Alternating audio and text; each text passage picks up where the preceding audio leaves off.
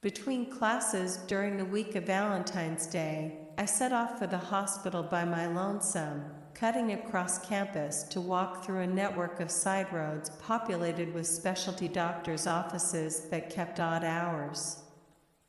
The sort of buildings where traveling doctors mainly hold surgery, consultations, or perform small procedures a few times a month. The trip there passed without incident. As I was walking back through said deserted roads with a vase of flowers in tow, I noticed the unkempt 1990s car close behind me, while my memory of the car is hazy. I am left with the impression that there were at least two men within whose faces I could not see. Initially, I assumed that the driver was simply afraid of hitting me. The reason that they weren't passing by. So, I made a point of dramatically trudging further into the grassy shoulder of the road, demonstrating to them that they could safely drive ahead. They still refused to pass me by continuing to creep along behind at a slow pace, beginning to suspect that the driver was more interested in me than a destination. I began to walk faster. The car confirmed my suspicions by matching my speed, despite the impracticality of my shoes and the threat of spilling water from my vase. I commenced to run as fast as I possibly could. They hit the gas and again matched my speed.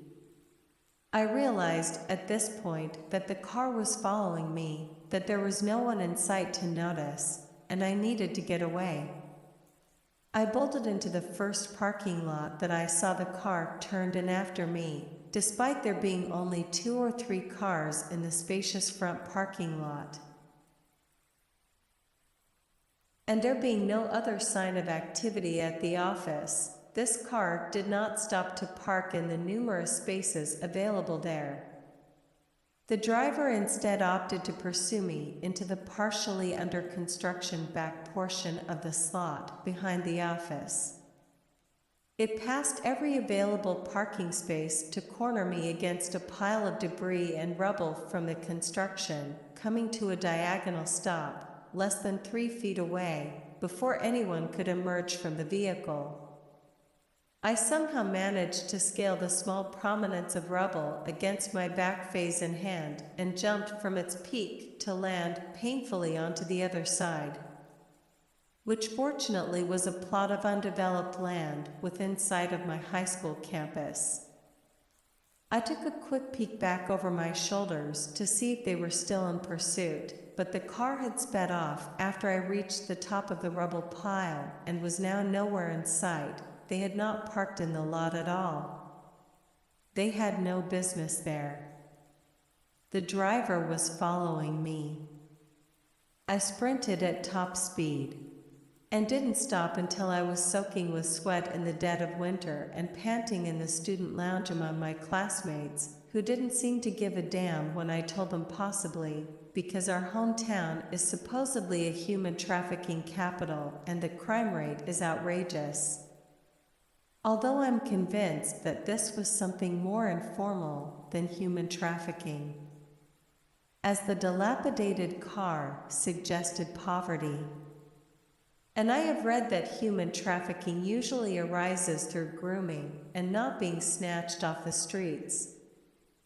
In retrospect, I should have told an adult alerted campus security and called the non-emergency line of the local police station, but I was young, foolish, insecure, and afraid of getting in trouble for leaving campus when I didn't have signed permission form permitting me to do so.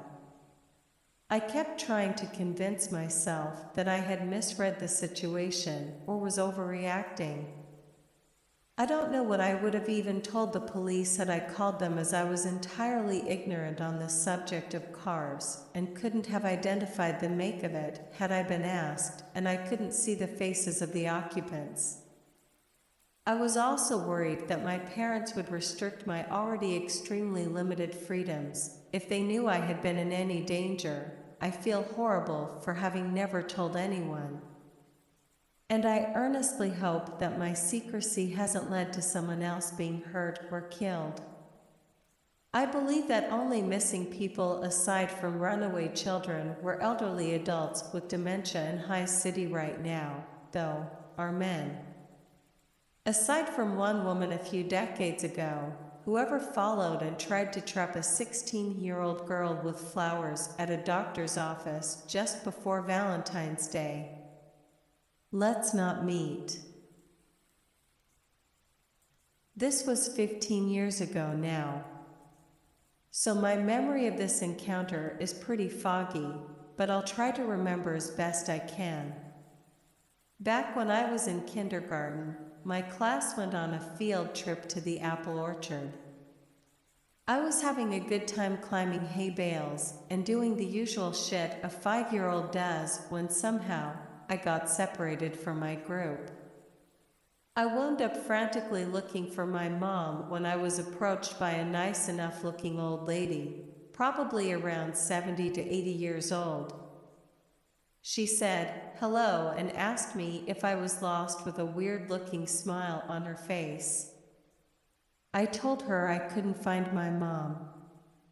This old woman I had never seen before in my life then starts insisting that I come with her and that she's friends with my mom. Even though I was only 5, I distinctly remember instantly getting this gut-wrenching feeling in my stomach that something was off about this lady. I tried to tell her that I didn't want to go with her, but she keeps insisting that she knows my mom and that I can trust her. At this point, I was basically shitting myself, and she starts coming closer, almost as if to grab a hold of me, instead of letting this old head grab me. I ran the fuck out of there as fast as I could, found my mom, and told her what happened. She was concerned, but brushed it off as some weird old woman to this day. I still have no fucking clue what would have happened to me if I went with her. Luckily, my parents raised me right and taught me not to go with strangers. Fucking eerie. I saw a post earlier where someone talks about the time where they were almost kidnapped. It made me remember a similar situation that I went through. It was the early 2000s. I was either 3 or 4 at the time. I was a really cute kid, dark brown eyes, platinum blonde hair, and the cutest little chubby cheeks. My mom took my 3 older brothers, ranging from 9 to 5, to the mall for some clothes. Me being me, once my mom let go of my hand to help my brothers find clothes that fit, I was off hiding in the clothing racks and peeking out to spook my siblings. And just past the time I spent longer than I should have in a circular coat rack and emerged to find the place that my mom had been empty.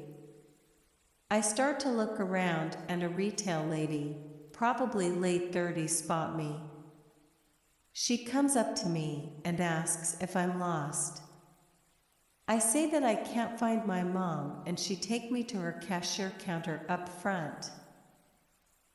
Now the way their counters were was basically a standing desk where you could only see waist up of the cashier behind it. The lady gave me a teddy bear to be occupied with and tells me if I be quiet, I'd get to keep it. So I stand under the counter where she put me and hold on to the stuffed animal. After a few minutes, I hear my mom talking to another employee, asking if they saw a little girl, but that employee and the lady Denny, seeing me, knowing my mom is looking for me, I run around the counter and show the teddy bear I got her. I also was super talkative as a kid. So not even half the way there, I'm telling her that the lady said that if I stayed quiet behind the counter, I'd get to keep the teddy, and asking if I can keep it. My mom gets mad. She gets a manager right away, and they review the footage of the lady talking to me and hiding me under the counter. I somewhat remember a security guard coming to the store, but my main focus was on if I got to keep the teddy bear or not. I remember leaving the store with my mom, holding my hand tight and not wanting to complain that it hurt because I didn't want to make her more. The manager let me keep the teddy bear, a crazy retail lady that tried to kidnap me. Let's not meet.